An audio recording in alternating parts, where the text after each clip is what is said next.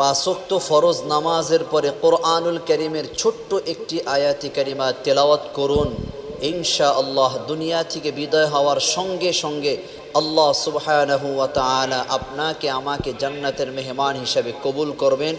বলেছেন বিশ্বনবী জনাবে মুহাম্মদুর রাসূলুল্লাহ সাল্লাল্লাহু আলাইহি ওয়া আলিহি ওয়াসাল্লাম, আল্লাহ তাআলার পয়গম্বর বলেন, মান ক্বরাআ আয়াতাল কুরসিয়্যি ফি দুবুরি কুল্লি সালাতিন মাকতুবাতিন লাম ইয়ামনাহু মিন দুখুলিল জান্নাতি ইল্লা আইয়ামুত। আল্লাহ তাআলার পয়গম্বর বলেন, উম্মত, তোমাদের মধ্য থেকে যারা পাঁচ ওয়াক্ত ফরজ নামাজের পরে কোরআনুল কারীমের ছোট্ট একটি আয়াতি কারিমা আয়াতুল কুরসি পাঠ করবে, ওই ব্যক্তির মাঝে আর জান্নাতের মাঝে ব্যবধান হলো মৌত।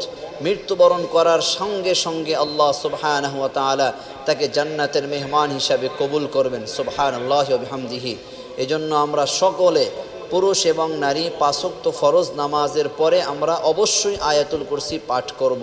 আল্লাহ সুবহানাহু ওয়া তাআলা আমাদেরকে আয়াতুল কুরসির উপর আমল করার তৌফিক দান করুন। আমিন।